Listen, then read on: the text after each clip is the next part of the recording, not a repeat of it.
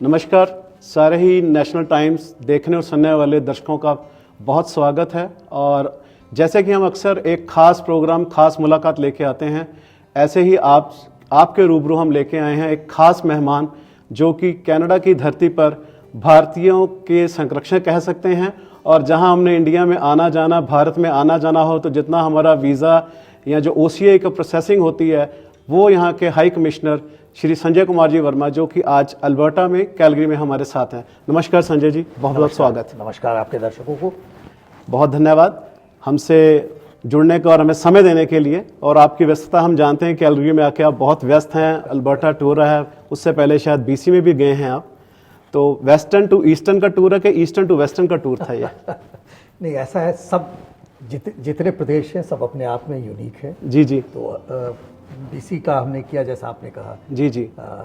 इसी महीने के कुछ पहले जी। और अभी यहाँ हूँ जी। फिर आगे और भी जगहों की यात्रा करनी है और वहाँ पर फिर आपस में बातचीत करेंगे, देखेंगे किस तरह से उस प्रदेश का रिश्ता भारत के साथ और भी बेहतर हो सकता हो, जिससे सबों को उसका फ़ायदा मिले। सर, एक हम जो रिश्ते की बात करें, सबसे पहले तो ये कि जो हमारे भारतीय यहाँ बसते हैं कनाडा की धरती पर, सिटीज़न हैं, PR हैं या स्टूडेंट्स हैं, तो पिछले साल में आपको याद होगा कि एकदम से वीज़ा बंद हो गए थे, तो लोगों को जैसे कहते हैं ना, बुखार चढ़ जाना कि वीज़ा नहीं लगेगा तो अपनी धरती पे नहीं जा सकेंगे। लोगों की शादियां थी, काफ़ी फंक्शन थे, चलो वो अलग एक मुद्दा था। लेकिन उसमें कुछ दिक्कतें जो आ रही हैं लोगों को, कि कुछ लोग जो बहुत पुराने यहाँ पे आए हुए हैं, भारतीय जो कैनेडियन बन चुके हैं, किसी के पासपोर्ट इंडियन गुम चुका है, कभी ध्यान ही नहीं दिया कि इसकी ज़रूरत है कि नहीं, क्योंकि हमेशा टूरिस्ट वीज़ा लगाया और चले गए। और जैसे ये प्रक्रिया टूरिस्ट वीज़ा की बंद हुई तो लोगों को OCI याद आई। OCI के याद आते ही लाइनें इतनी लंबी हो गई कि आपके यहाँ हमारे BLS सेंटर कैलगरी में और वैंकूवर इतना रश था कि जैसे आज के बाद शायद हिंदुस्तान जा ही नहीं सकेंगे। तो इसके लिए मैं थोड़ा सा जानना चाहता हूँ कि अगर किसी का पासपोर्ट गुम चुका हो या लैंडिंग पेपर भी ना हो, तो उसमें कोई चीज़ है कि वो इंडिया जा सकते हैं, भारत जा सकते हैं अपनी धरती पर? बिल्कुल। देखिए, मुख्यतः OCI में होता क्या है कि जो उनकी आइडेंटिटी है और तभी वो भारत के नागरिक रहे, इसको सिद्ध करना होता है। जी। ये साबित करने के लिए बहुत सारे और भी अलग अलग तरह के दस्तावेज हो सकते हैं। जी जी। उन्हें इकट्ठा करना पड़ेगा। एक उसमें से होता है कि अगर आपको पुराना पता अपना याद हो, जी जी, तो उस पते के आधार पे आसपास में जो लोग हैं वो भी उसको वेरीफाई करते हैं कि हाँ भाई, ये यहाँ के लोग या महिला यहाँ पे कभी रहते थे। ठीक है। तो बहुत तरह की चीज़ें ली जा सकती है। मुझे केवल ये साबित करना होता है जी कि ये कभी किसी समय तक भारत के नागरिक रह चुके हैं। बिल्कुल ठीक है। और जैसे कुछ सर होता है कि जैसे किसी का ग्रेजुएशन का सर्टिफिकेट है या मैट्रिक का सर्टिफिकेट है या +2 का है, तो उसमें डेट ऑफ बर्थ भी होता है और रेजिडेंस प्रूफ पुराना कोई वोटर कार्ड बने होते हैं, तो वो मान्य है चीज़ें कि नहीं? बिल्कुल। तो अगर वोटर कार्ड है तब तो कोई बात ही नहीं है, क्योंकि वो जो भारत का नागरिक है उसी को वोटर कार्ड मिल सकता है। जी जी जी। तो यह क्लियरली ये सिद्ध करता है कि वो एक समय भारत के नागरिक रह चुके हैं। ठीक है। और इसलिए OCI की प्रक्रिया उसके आधार पर शुरू की जा सकती है। जो ऐसे लोग हैं जिनके पास केवल हाई स्कूल का सर्टिफिकेट है जी, उसमें थोड़ी परेशानी आती है, क्योंकि हाई स्कूल में पढ़ने वाला भारतीय भी हो सकता है, गैर भारतीय भी हो सकता है। बिल्कुल ठीक है। तो मुख्यतः केवल ध्यान ये रखें, आपके माध्यम से मैं आपके सभी दर्शकों से आग्रह करूंगा कि आपको अपने एक समय में भारतीय नागरिक होने को सिद्ध करना पड़ेगा।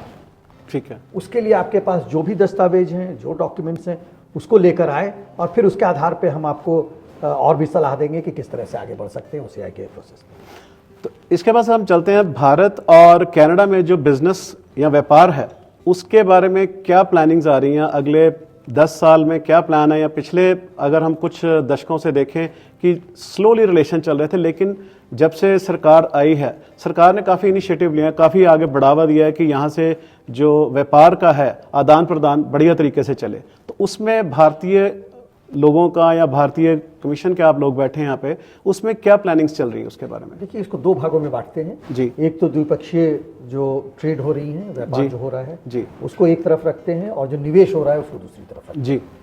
तो अगर आप ट्रेड को देखेंगे तो जो हम लोगों का पिछले साल तक का ग्रोथ था, जो उसमें गति आई थी, वो अच्छी गति थी। जी जी। लगभग 40% से ऊपर हम लोग ग्रो किए थे पिछले साल। ठीक है।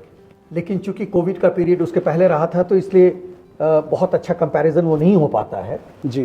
तो आज अगर हम देखें तो दोनों देशों के बीच लगभग $12 बिलियन का द्विपक्षीय ट्रेड है, व्यापार है, जो कि गुड्स में है।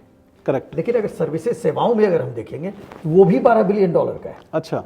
तो अंदाजन अगर हम दोनों गुड्स और सर्विसेज को इकट्ठे करके देखें तो लगभग $24 बिलियन का भारत और कनाडा के बीच का व्यापार है। ठीक है। अब उसमें हमें देखना होगा कि चीज़ें कौन कौन सी हैं। जी। व्यापार उसी से आगे बढ़ता है। तो हम जो यहाँ से खरीदते हैं उसमें जो पल्सेस हैं, लेंटल्स हैं, जी जी, वो बहुत अहम भूमिका अदा करती हैं। फिर पोटाश यहाँ से जाता है जिससे कि हमारे यहाँ जो रासायनिक खाद बनते हैं जी, उसमें मदद मिलती है। कोकिंग कोल यहाँ से जाता है जो कि हमारे स्टील इंडस्ट्री के लिए जाता है, उसमें मदद मिलती है जी। और फिर उसी तरह से और भी नीचे आते आते और बहुत सारे प्रोडक्ट्स हैं जी। भारत से जो यहाँ हम भेजते हैं उसमें सबसे अहम भूमिका है हमारे फार्मास्यूटिकल प्रोडक्ट की। जी। और उसके साथ मेडिसिन हो जाती हैं, दवाएं हो जाती हैं, API हो जाती हैं, सब मिलाकर। जी। दूसरी जो सबसे बड़ी चीज़ यहाँ पर हम बेचते हैं, जी, हमारे व्यापारी जो बेचते हैं, वो है स्मार्टफोन्स। बिल्कुल ठीक है। तो स्मार्टफोन्स आते हैं यहाँ पर। फिर उसी तरह से यहाँ पर ऑटोमोबाइल कंपोनेंट्स आते हैं। जी। कुछ एक निश्चित तरह की गाड़ियाँ आती हैं यहाँ पे। और फिर डायमंड्स हैं, श्रिम्प, प्रॉन है, मरीन प्रोडक्ट्स है। तो ये जो सूची है बहुत लंबी सूची है। और वो पिछले साल अगर हम देखें, जबकि हम लोगों ने गतिरोध थोड़ी देखी थी जी जी अपने द्विपक्षीय संबंधों में, उस गतिरोध के बावजूद जी, जो हमारा द्विपक्षीय व्यापार था वो मात्र 0.4% से रिड्यूस किया। कुछ ज़्यादा फर्क नहीं पड़ा। कोई ज़्यादा फर्क नहीं पड़ा। तो इसलिए मुझको ऐसा लगता है जी, कि अगर हम बिल्कुल सामान्य ढंग से व्यापार करें जी जी, तब तो हमारे पास पूरा आसमान है। बिल्कुल ठीक है। क्षितिज जो है हमारा बहुत ऊपर है, हम बहुत आगे जा सकते हैं। और कनाडा में जितने रिसोर्सेज हैं, भारत की अपनी जितनी मैन्युफैक्चरिंग कैपेसिटी है, स्किल डेवलपमेंट की कैपेसिटी है, अगर उसको हम मिला लें जी, तब तो आप $50 बिलियन कहीं नहीं गया है दोनों देशों के बीच। अगर आप उस इन सब चीज़ों के साथ अगर जो भारत के इंटरनेशनल स्टूडेंट्स यहाँ आते हैं जी, अगर वो जितना यहाँ पर फीस इकट्ठा करके जमा करते हैं उसको भी ले लें, वो अपने आप में 16 से 17 बिलियन डॉलर है। करीबन $75 बिलियन तो आपने गिना ही दिए बातों बातों में सर। अब आप आगे आ जाएं। अब निवेश की मैं बात कर रहा था, मैं उसी पे आना चाह रहा था। तो निवेश में देखिए जो डायरेक्ट इन्वेस्टमेंट जिसको कहते हैं वो कम है। करेक्ट। और वो बढ़ सकता है। लेकिन जो पोर्टफोलियो इन्वेस्टमेंट होता है जिसमें कि यहाँ की पेंशन फंड्स जी, वो भारत में निवेश कर रही हैं, उसको आप देखें तो $73 बिलियन का इन्वेस्टमेंट है वो। वाओ। तो वो 73 बिलियन प्लस लगभग 8 से 9 बिलियन फॉरेन डायरेक्ट इन्वेस्टमेंट आप अगर मिला लें तो 80 से तो ऊपर वो चला गया। वो आराम से चला गया सर। तो काफी अच्छा संबंध है। और जिस रफ्तार में उसमें बढ़ोतरी आ रही है जी, निवेश में, खास करके पोर्टफोलियो इन्वेस्टमेंट में, वो बहुत अच्छी बढ़ोतरी है। भारत में इंफ्रास्ट्रक्चर में वो जा रहे हैं, रिन्यूएबल एनर्जी में जा रहे हैं, इनोवेशन में जा रहे हैं, हेल्थ केयर में जा रहे हैं। तो एक तरह से हम देखें तो बड़ी सुदृढ़ होती जा रही है हमारे आपस के संबंध। और इस संबंध को लेकर हमें आगे बढ़ना है। 2030 तक मैं थोड़ा सा ज़्यादा सोचता हूँ, लेकिन 2030 तक मैं चाहूँगा कि ये $100 बिलियन के लगभग केवल व्यापार बढ़ जाए, द्विपक्षीय व्यापार। और जो हमारा इन्वेस्टमेंट जो यहाँ से आता है वो लगभग $130 बिलियन। क्या बात है सर। आपने जैसे 2030 तक कहा, मैं एक इंटरव्यू आपके सुन रहा था पीछे, आपने कहा था कि 2047 यानी जब 100 साल भारत के हो जाएं, आगे की सोच की बात करें, तो भारत और कनाडा का जो एक व्यापार का होगा मेरे ख्याल वो $200-300 बिलियन पहुंच जाएगा। जिस हिसाब से आप आगे बढ़ रहे हैं स्पीड से, जो चीज़ें हम कर रहे हैं। इसी के बीच एक और चीज़, निवेश की अगर बात करें तो यहाँ से भारतीय कुछ निवेश करने से घबराते हैं। जो यहाँ पे बहुत पुराने लोग आए हुए हैं, अब उनके पास पैसा है, सब कुछ है, लेकिन वो निवेश करने से वहाँ बहुत घबराते हैं कि वहाँ का जो सिस्टम है थोड़ा स्लो है एज पर देम। वो कहते हैं कि वहाँ पे जो काम है बनते बनते सरकारी फाइलों में खो जाते हैं। तो कोई ऐसा डिपार्टमेंट आपके थ्रू बनाया गया एक्सटर्नल मिनिस्ट्री के थ्रू कि यहाँ के लोग डायरेक्टली आपके थ्रू अप्रोच करके, जैसे हम कहते हैं कि चैम्बर ऑफ कॉमर्स यहाँ बने हैं जो कि लेके जाते हैं बिजनेसमैन को वहाँ की यहाँ इन्वेस्टमेंट करो, पीछे बॉम्बे लेके गए थे, दिल्ली गए थे, तो ऐसा कुछ डायरेक्टली अप्रोच मिलना चाहिए। क्योंकि जो बहुत एक दायरा है लोगों का, वो इतने पढ़े लिखे भी नहीं है, पैसा बहुत है, तो वो झिझकते हैं बात करने से। वहाँ पे वो कहते हैं ना इंग्लिश खत्म हो जाती है या उस भाषा में आगे जा पाते हैं कि नहीं पाते, तो वो एक बहुत बड़ी अड़चन है यहाँ पे सर। देखिए, मैं तो सबसे पहले ये बताना चाहूँगा कि आप ऐसे देखें कि $80 बिलियन से ज़्यादा का फॉरेन डायरेक्ट इन्वेस्टमेंट और फॉरेन पोर्टफोलियो इन्वेस्टमेंट कनाडा से भारत गया है जी। तो अगर हमारा सिस्टम इतना खराब होता तो क्या वो जाते?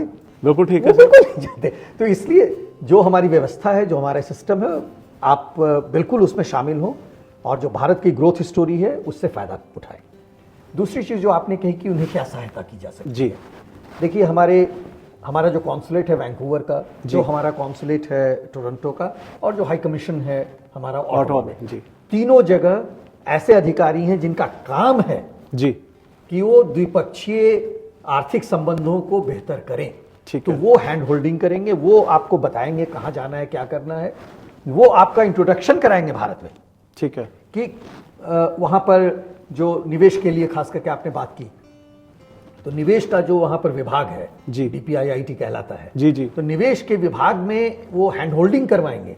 इन्वेस्ट इंडिया नाम का एक संगठन है, उसमें आपका परिचय कराएंगे ताकि वो हैंड होल्डिंग आपका निवेश में सुविधाओं, निवेश के लिए सपोर्ट, जी राज्य में जाकर, राज्यों में उनका यूनिट है, ओके राज्य में वो आपकी हैंड होल्डिंग करेंगे, वो पूरा फुल सर्विस देते हैं और उसके लिए कोई पैसा उसमें नहीं देना होता है। ये भारतीय सरकार का अंग है जी जी और उनका काम ही है कि आपको एक सुचारू रूप से वो निवेश करा सके और बस आप बैठ कर केवल उसका फायदा कमाएं।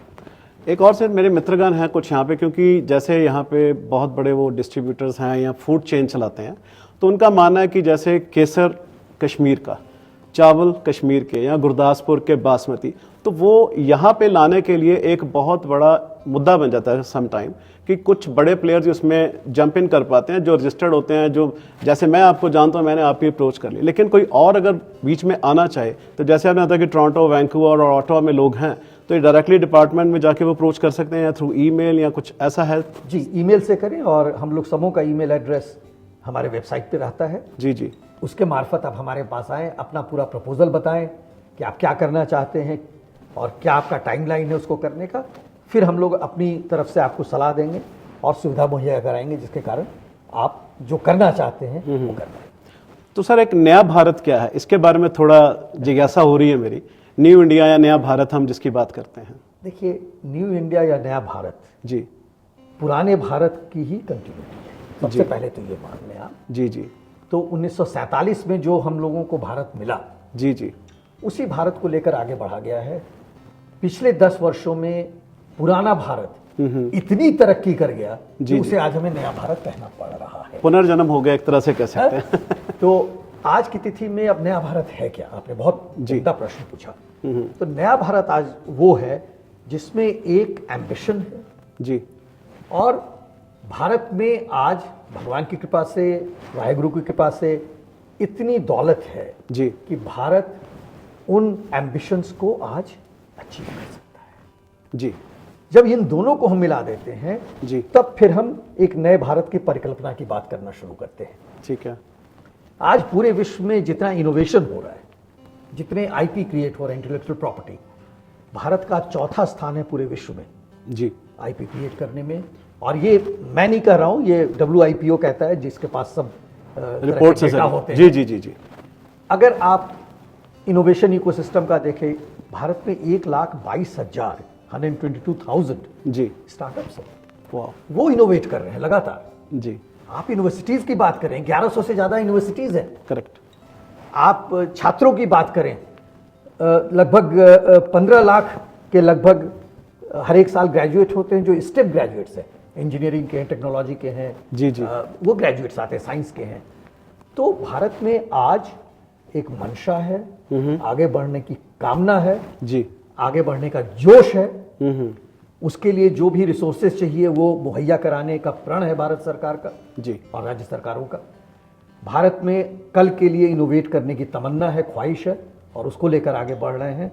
तो आज का भारत इस हिसाब से बिल्कुल नया है, नया भारत है ये। आज अगर आप देखें तो भारत विश्व का 5वां सबसे बड़ा आर्थिक शक्ति है। भारत 4.2 ट्रिलियन US$ इकोनॉमी है, GDP। 2026 में हम ये मान रहे हैं कि हम चौथे हो जाएंगे। वाह। 2029 से 2030 के बीच हम मान रहे हैं हम तीसरे हो जाएंगे, और जब 2030 हम पहुंचेंगे, जो 6 साल दूर है, बहुत दूर जी नहीं जी है, जी जी तब ये 4.2 ट्रिलियन US$ की इकोनॉमी 10 ट्रिलियन US$ की इकोनॉमी बन जाएगी। वाह। तो आप देखें, जब ये दुगना से ज्यादा बढ़ेगा, प्रसार होगा इसका, जी जी तो वो अपॉर्चुनिटी क्रिएट करेगी, करेक्ट। वो संभावनाएं बनाएंगी। तो हमें तो ये चाहिए, जो भारतीय विदेशों में बैठे हैं उन्हें तो बिल्कुल लपक कर, जिसे कहते हैं ना, जी जी जी जी, इसको मौका ना छोड़े, मौका ना छोड़े। क्योंकि देखिए इतना जब इसका प्रसार होगा जी, तो आपके लिए नई अपॉर्चुनिटीज आएंगी, उसे बिल्कुल ले लें। आप नहीं लेंगे, कोई दूसरा ले लेगा, बिल्कुल ले लेगा कोई। तो इसलिए अपॉर्चुनिटीज वेट फॉर नन, जैसा हम लोग सब लोग जानते हैं। जी जी, तो वो जरूर करें। 2047, आपने 1947 की बात की, जी जी, 2047 अमृत काल का अंत होगा, और अंत होते होते जो IMF वगैरह का जो अपना फोरकास्ट है, भविष्यवाणियां जो है, उसके आधार पे भारत उस समय 30 ट्रिलियन US डॉलर की इकॉनमी हो जाएगी। Wow, almost number 1। तो नंबर 1 जो रहेगा 31 ट्रिलियन डॉलर इकॉनमी रहेगी, हम 30 ट्रिलियन रहेंगे। तो गैप जो है वो हम लोग काफी काफी भर कम लेंगे। करेंगे। एक नई रिपोर्ट आ गई गोल्डमैन सैक की जी, कि 2075 में भारत और एक और दूसरी इकॉनमी दोनों 50 ट्रिलियन US डॉलर की इकॉनमी होगी अकेली। तो आप ये सोचें कि आज से लेकर 2075 तक कितना बड़ा प्रसार होगा। जी। और इस प्रसार में अगर अपने भारतीय मूल के लोग हिस्सा नहीं लेंगे तो दुख तो जरूर होगा। बिल्कुल होगा जी। और वो लेना भी चाहते हैं सर, ऐसा नहीं कि वो नहीं लेना चाहते, लेकिन जो चीज़ें आप बता रहे हैं शायद ये ज्ञान ही नहीं लोगों को, और एक मन में एक डर और एक सोच बनी थी। काफ़ी चीज़ें तो आपने क्लियर कर दी है, और मुझे लगता है कि जो हमारे दर्शक देख रहे हैं आपके माध्यम से जो चीज़ें हमें बताई गई हैं, तो ये तो बहुत आने वाला टाइम, बहुत भविष्य जो है बहुत बढ़िया है। भारतीय मूल जो यहाँ कनाडा या विदेशों की धरती पर बसा है, तो हमें बिंदास होकर और बेझिझक होकर अपने भारत की तरफ जो इन्वेस्टमेंट्स या जो हम सोच रहे हैं निवेश करना, क्योंकि कहते हैं ना मातृभूमि से जुड़ी होती हैं, तो जन्मभूमि मातृभूमि ये ऐसी चीज़ है कि उसके लगाव जो होता है ना, वो मैग्नेटिक जोन है, वो खींचता है आपको वापस। और देखिए ऐसा है कि जो भारत माँ है जी, वो भी चाहती है आप भारत माँ की सेवा करें, वो भी चाहती है कि भारत माँ के स्वरूप को आप जो देखना चाहते हैं। जी जी जी जी, हर एक भारतीय मूल के कैनेडियन नागरिक जो आज है, सबों की मंशा वही है कि भारत का परचम लहराए, बिल्कुल बिल्कुल, उस परचम में अपना योगदान दे। और मैं आपको विश्वास के साथ कह सकता हूं कि हम लोग आप अगर 2 कदम लेंगे, हम आपके साथ 4 कदम लेने को तैयार हैं। तो जैसा वर्मा जी ने बताया, संजय कुमार जी बहुत बढ़िया इन्फॉर्मेशन दे के गए हैं, बहुत बढ़िया हमने इनसे विस्तार से जानकारी ली, निवेश कैसे करना है और भारत का कहाँ स्थान है आज विश्व में, शायद हमें नहीं मालूम सबको, लेकिन इस रिपोर्ट के जरिए इनकी जुबानी पूरी कहानी हम कह सकते हैं कि हमने कनाडा की धरती पे सब लोगों को पहुंचाने की कोशिश की। ये चैनल तो खैर और वर्ड चलता है, लेकिन स्पेशल जो इंटरव्यू थी वो कनाडा के लिए थी, और स्पेशली जो हमारे दिमाग में बात फंसी कि हमने इन्वेस्ट नहीं करना, पता नहीं क्या होगा क्या नहीं होगा, तो वो सारी चीज़ें क्लियर हैं। तो सर जाते जाते आप भारतीयों के लिए क्या मैसेज देना चाहेंगे जो कनाडा या विदेशों में भरते हैं? देखिए आप लोगों के लिए मेरी तरफ से एक ही संदेश है, और संदेश यह है कि अपने भारतीय मूल के प्रति आप गर्व का महसूस करें। भारत आपको कभी नीचे नहीं होने देगा, और मैं आशा यही करता हूं कि आप भारत को कभी नीचे होने का अवसर नहीं प्रदान करेंगे। बहुत बहुत धन्यवाद। धन्यवाद सर।